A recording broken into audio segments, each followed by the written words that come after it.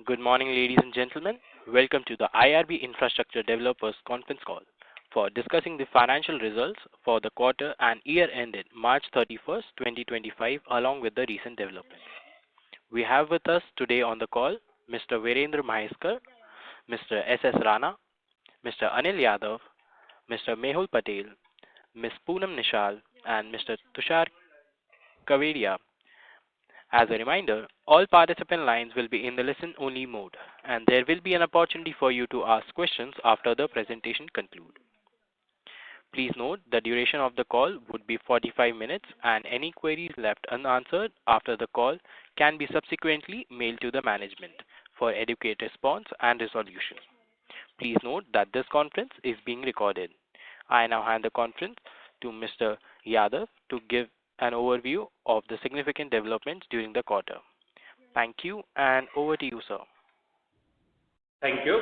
Good morning, everyone. I welcome all the investors and analysts to our earnings call for Q4 results of financial year 24-25. I trust you have reviewed our detailed number and presentation. I will briefly highlight the key points for the quarter and for the financial year. We have achieved 23% year-on-year toll revenue growth across our project in private InvIT and IRB for FY25, surpassing the national toll revenue growth of 12.5%. Private InvIT is consistently generating positive cash flow from last financial year. For Q4 of FY25, they have declared a distribution of approximately 54 crore rupees, contributing to IRB's cash flow proportionately to its holding of 51%.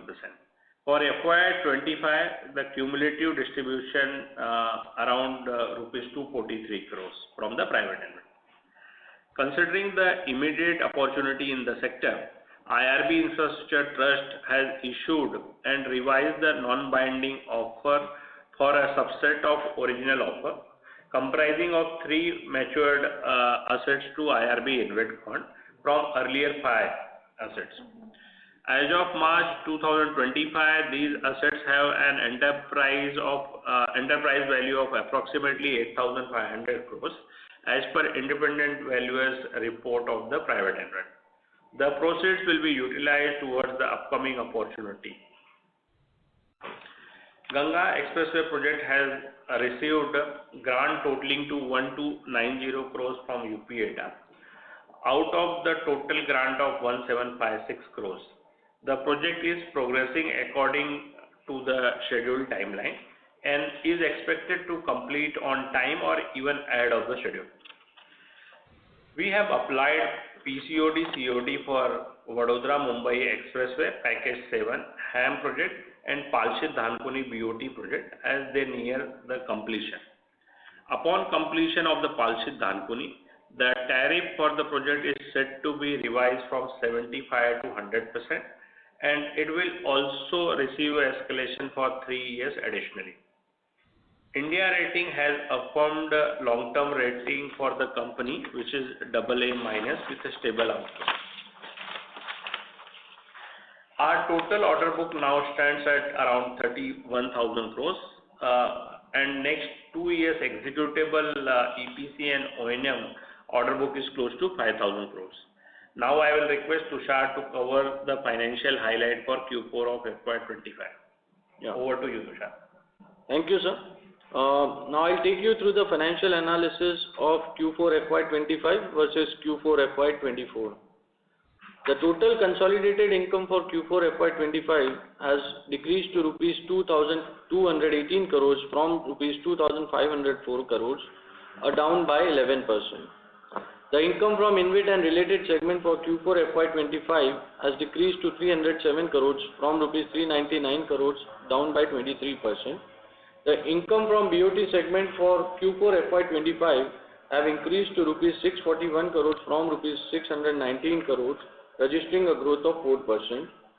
The income from construction segment for Q4 FY25 have decreased to rupees 1,202 crores from rupees 1,442 crores, down by 17%. The other income for Q4 FY25 have increased to rupees 69 crores from rupees 44 crores, an increase of 55%. EBITDA for Q4 FY25 decreased to rupees 1066 crores from rupees 1333 crores, down by 20%. Interest cost decreased to rupees 458 crores in Q4 FY25 from rupees 615 crores, a decrease by 26%. Depreciation cost increased to rupees 286 crores in Q4 FY25 from rupees 274 crores, an increase of 4%. PBT has decreased to rupees 323 crores in Q4 FY25 from rupees 444 crores, a decline of 27%, and PAT has increased to rupees 215 crores in Q4 FY25 from rupees 189 crores in Q4 FY24, an increase of 14%. Now I request moderator to open the session for question and answer. Thank you very much, sir. We will now begin the question and answer session. Anyone who wishes to ask a question may press star and one on their touch-tone telephone. If you wish to withdraw yourself from the question queue, you may press star and two. Participants are requested to use handsets while asking a question. Ladies and gentlemen, we'll wait for a moment while the question queue assembles. I would like to remind all the participants, if you wish to ask any questions, you may press star and one.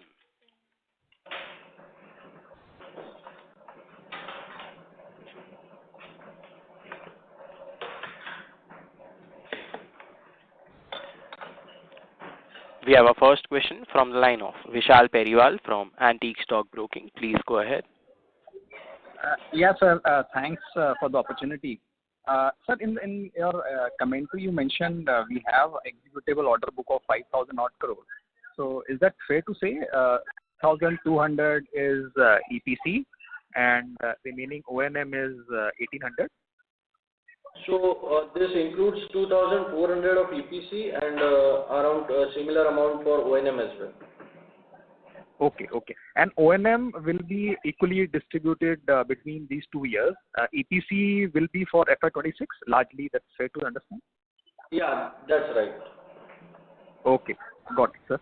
And then incrementally on this InvIT revenue that we have booked, quarterly basis, though I mean on an annual basis there is a growth, but for quarter 4 we are seeing a revenue from InvIT, including dividend, of almost like 300 odd crore, which is down.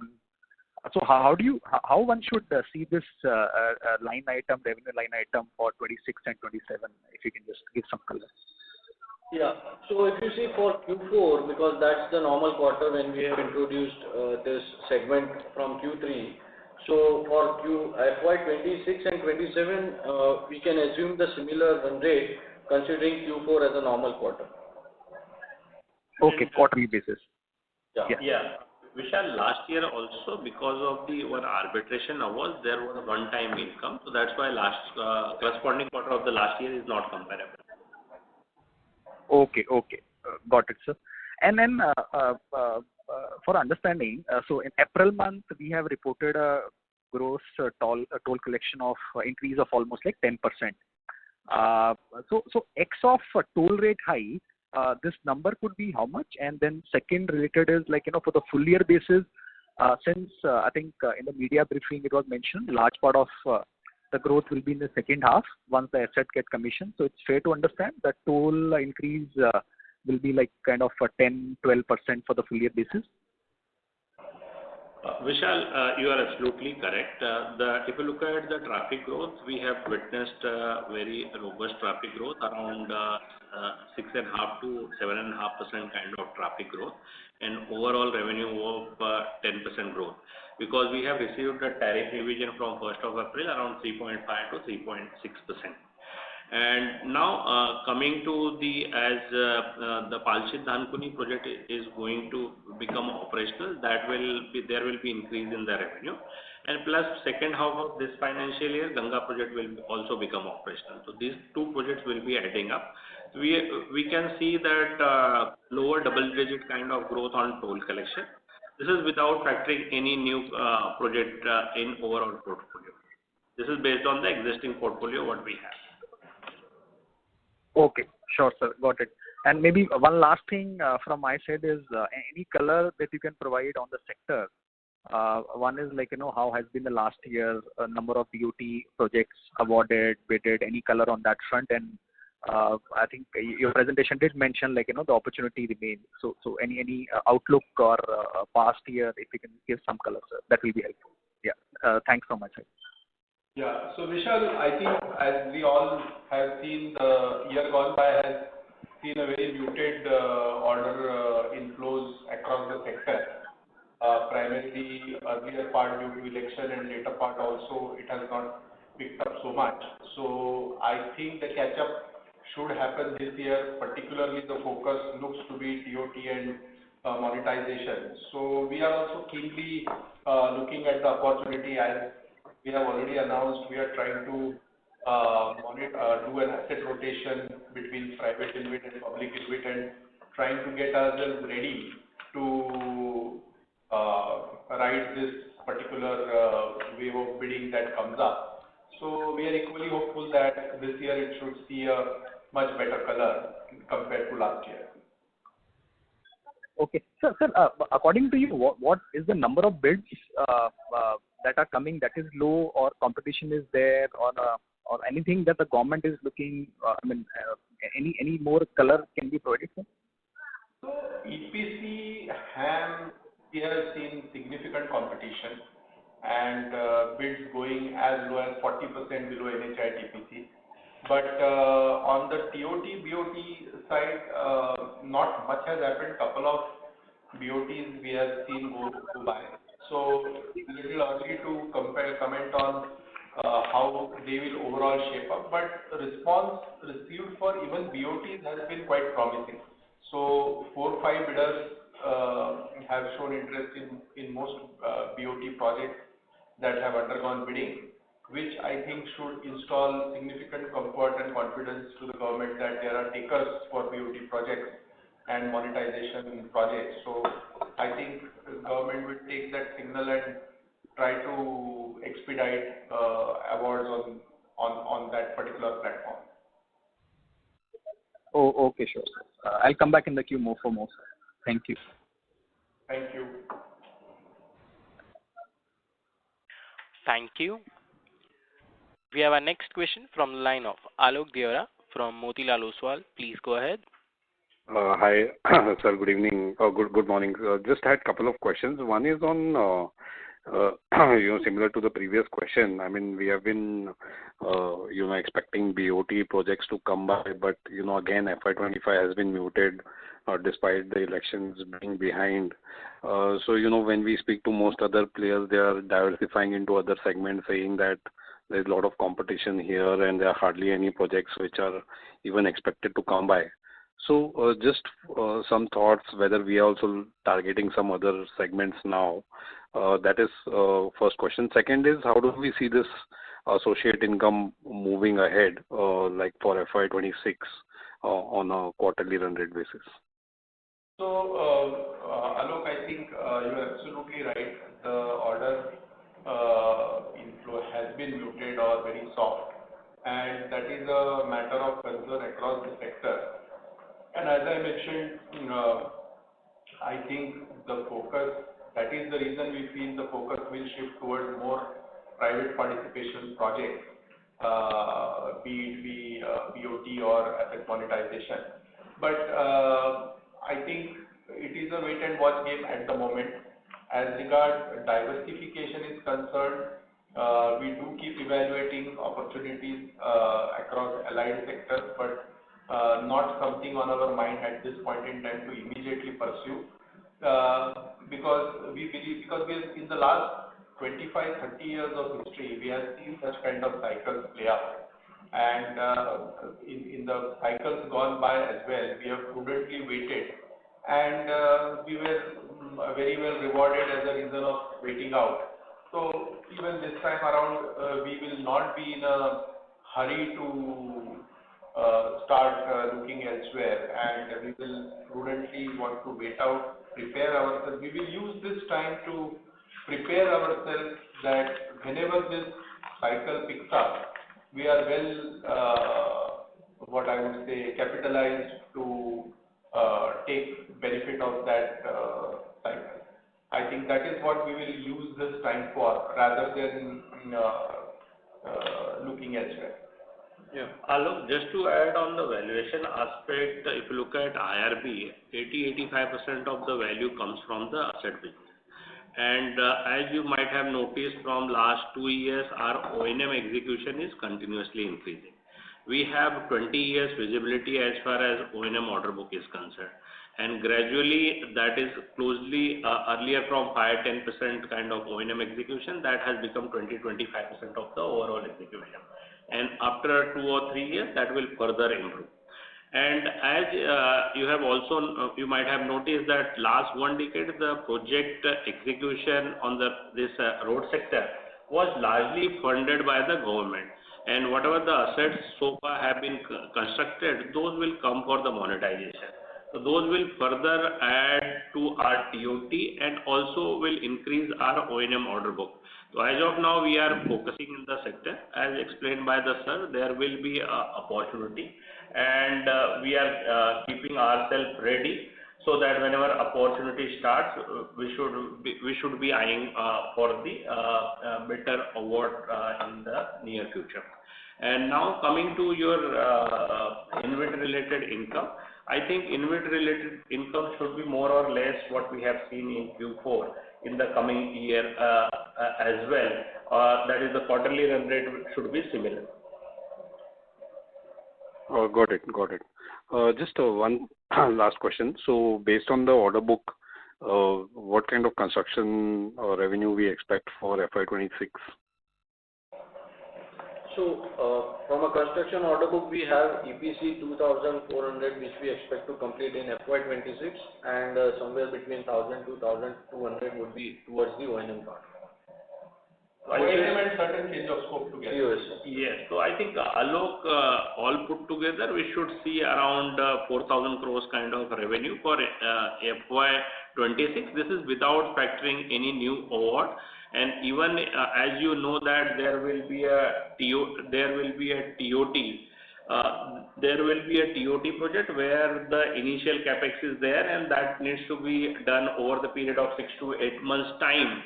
So considering that if we bag something, there will be additional, but with the existing thing, I think we should be able to do a turnover of around 4,000 crores on the construction side. Sure. That's all from my side. Thank you and all the best, sir. Thank you. Before we move on to the next participant, a reminder to all the participants, if you wish to ask a question, you may press star and 1. Anyone who wishes to ask a question, you may press star and 1 on your touchtone phone. We have our next question from the line of Mohit from ICICI Securities. Please go ahead. Hi, sir. Good morning, sir. Good morning. Thanks for the opportunity. So one question I have on the EPC, of course, as we enter F26, last year we did 46 billion. How do you see this in the revenue in F26 and F27 given the current order book? Yeah.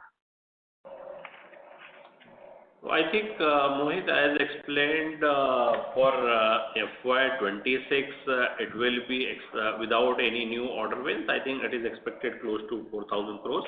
For FY26, it will depend upon the incoming order, what we will get. For 27. For 27, sorry. Understood. So my second question is, of course, we were looking to divest some of the move some of the private InvIT asset to public InvIT. Where are we right now in that? That's right. Yeah. So with respect to the private InvIT, now the assets which is offered by the private InvIT, those has a EV of 8,500 crores, 85 billion. And expected equity realization is around 4,800 to 5,000 crores. And in terms of approval, we will be moving for the unit holder for the approval of the asset acquisition and also the capital raise. So we are expecting to conclude this transaction from 2.5 months from now. Understood. And last question on the bidding pipeline. Are there bids in the public domain where the bid submission is happening for the BOT or TOT, in the next 1 or 2 months, or somewhere we have put if you have submitted the bid? Some clarity on the front will be helpful. There are 2 TOT bids which are up for bidding at this point in time. Has anything you have submitted, sir? Any bids? No. Pardon me? Any bids which you have submitted? So we will not be able to comment on that. Oh, no. Okay. Understood, sir. And sir, and anything from the states, sir? Do you see any opportunity from the states or, other for a ring road or something like that, which happened in the Hyderabad? Any opportunity? Some BOT projects in the very early stage, from what we understand from consultancy projects that have been awarded, may come up at few states. The few state governments have initiated DPRs for taking up road projects on BOT. So we are keenly watching those as well. Understood, sir. Thank you and all the best. Thank you. Thank you. A reminder to all participants, if you wish to ask a question, you may press star and 1. We have our next question from the line of Vikas Agarwal from Primus Asset Management. Please go ahead. Hi, can you hear me? Yeah, Vikas, go ahead.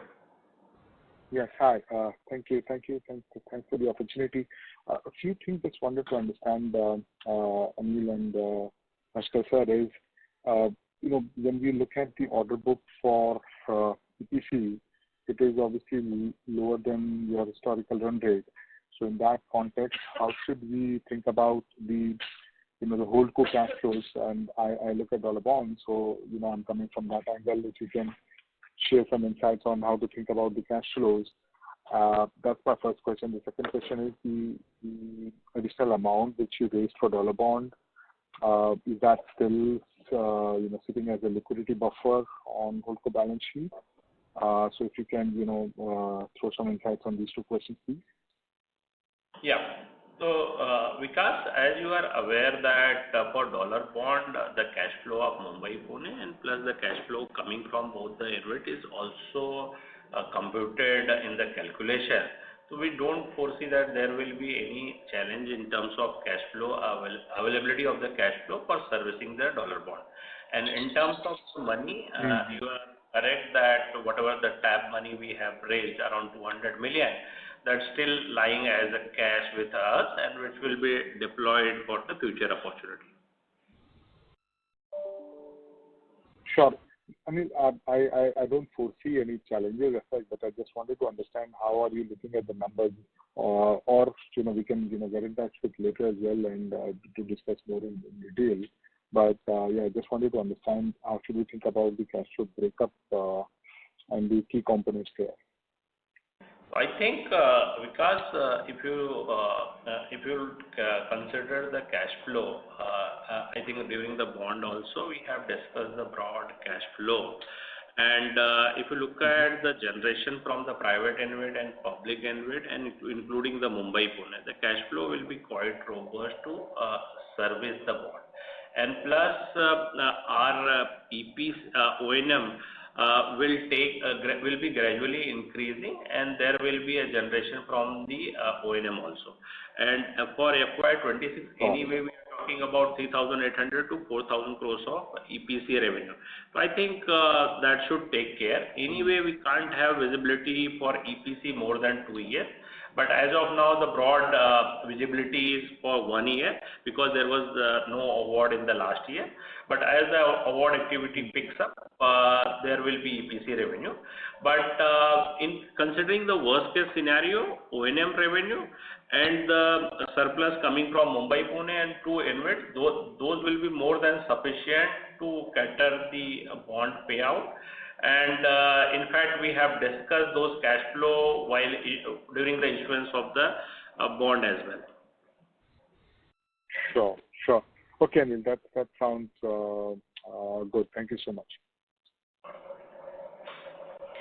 Thank you.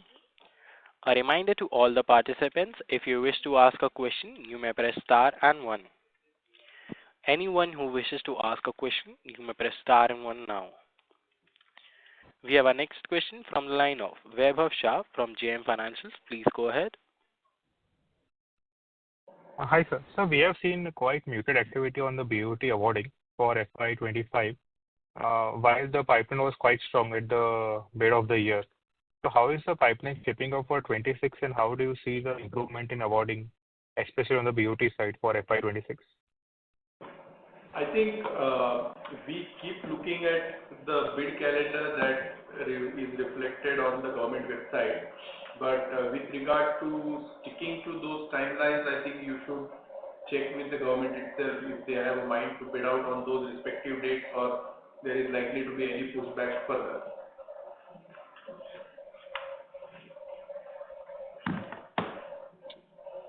Okay. And secondly, on TOT side, what is you mentioned that two projects are active right now.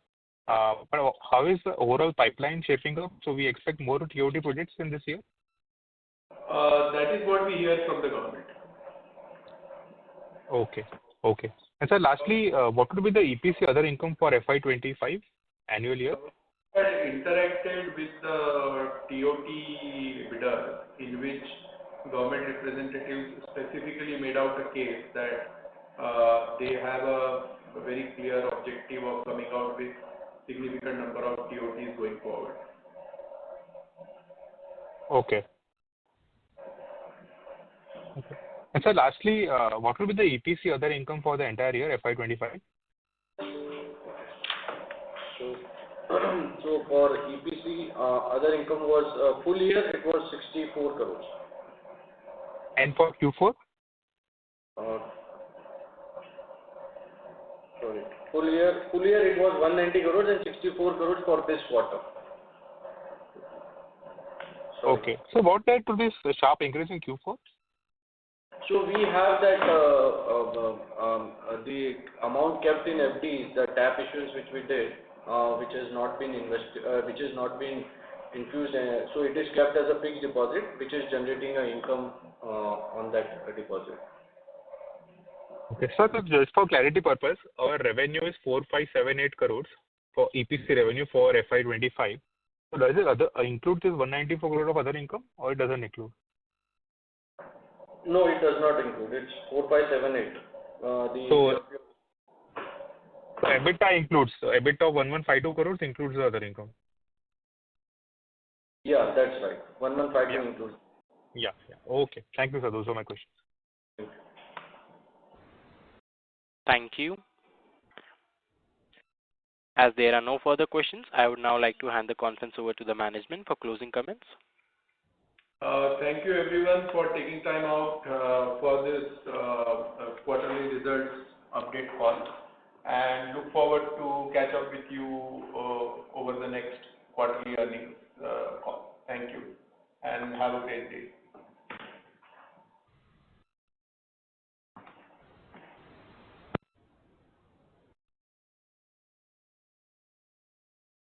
Thank you. On behalf of IRB Infrastructure Developers, that concludes this conference. Thank you for joining us, and you may now disconnect your line.